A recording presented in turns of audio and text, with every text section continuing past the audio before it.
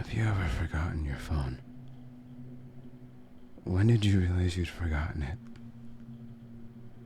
I'm guessing you didn't just smack your forehead and exclaim, "Damn," apropos of nothing.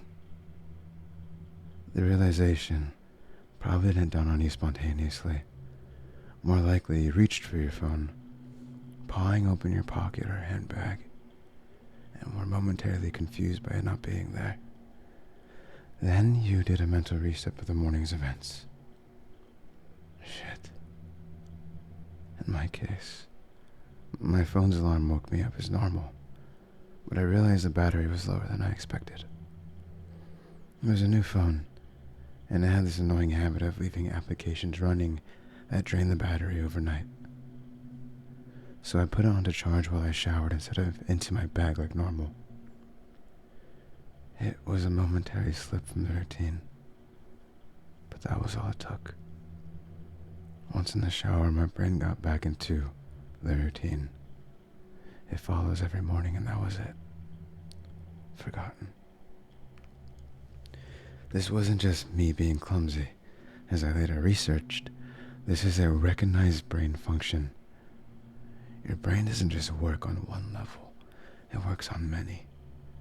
Like when you're walking somewhere, you think about your destination and avoiding hazards, but you don't need to think about keeping your legs moving properly.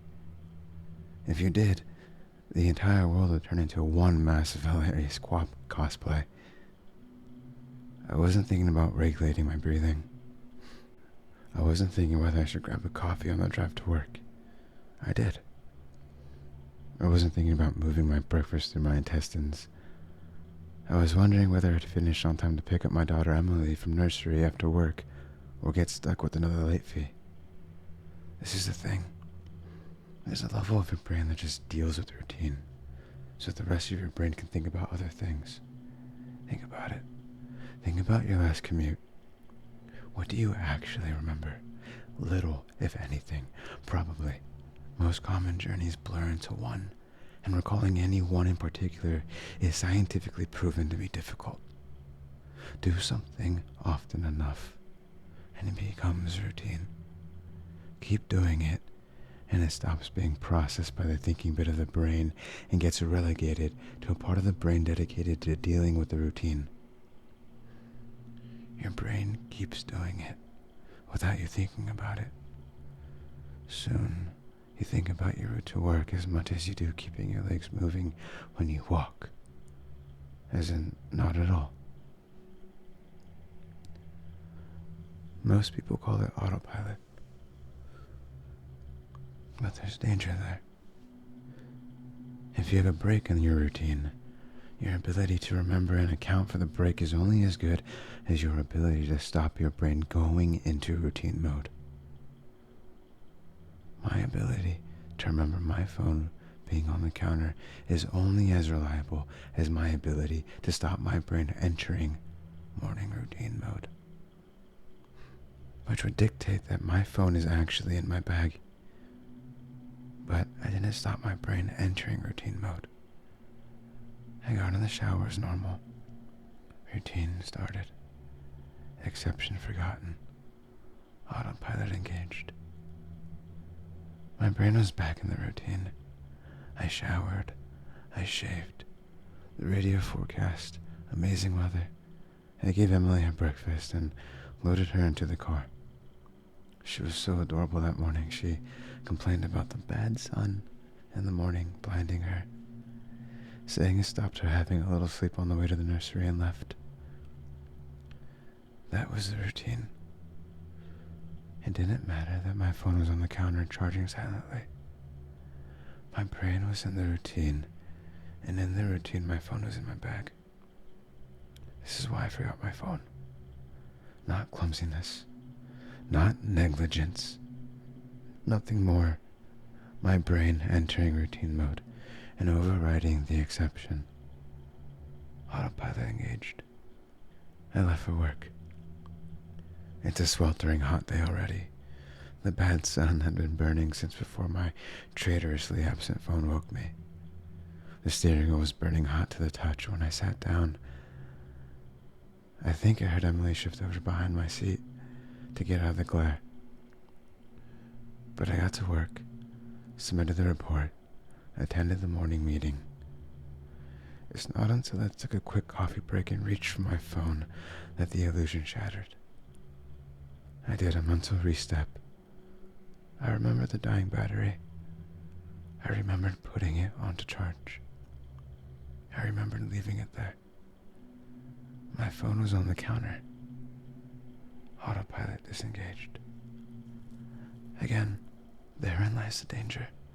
Until you have that moment, the moment you reach for your phone and shatter the illusion, that part of the brain is still in routine mode. It has no reason to question the facts of the routine. That's why it's a routine. Attrition of repetition. It's not as if anyone could say, "Why didn't you remember your phone? Didn't it occur to you? How could you forget? You must be negligent." This is to miss the point. My brain was telling me the routine was completed as normal, despite the fact that it wasn't. It wasn't that I forgot my phone. According to my brain, according to the routine, my phone was in my bag. Why would I think to question it? Why would I check? Why would I suddenly remember out of nowhere that my phone was on the counter? My brain was wired into the routine, and the routine that my phone was in my bag. The day continued to bake. The morning haze gave way to the relentless fever heat of the afternoon. Tarmac bubbled. The direct beams of heat threatened to crack the pavement. People swapped coffees for iced smoothies, jackets discarded, sleeves rolled up, ties loosened, brows mopped. The park slowly filled with sunbathers and barbecues. Window frames threatened to warp. The thermometer continued to swell. Like fuck, the offices were air-conditioned.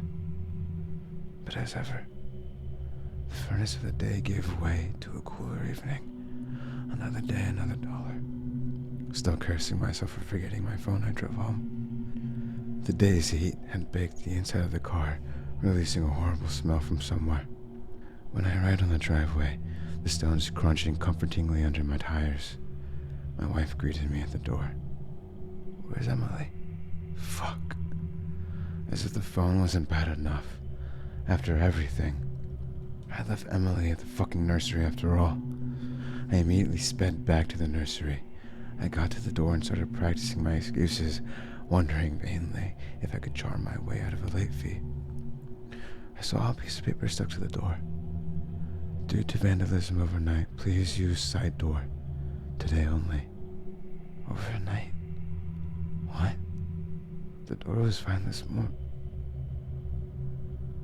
I froze. My knees shook. Vandals. A change in the routine. My phone was on the counter. I hadn't been here this morning. My phone was on the counter. I'd driven past because I was drinking my coffee. I'd not dropped off Emily. My phone was on the counter. She moved her seat. I hadn't seen her in the mirror. My phone was on the counter. She'd fallen asleep out of the bad sun. She didn't speak when I drove past her nursery. My phone was on the counter. She changed the routine. My phone was on the counter.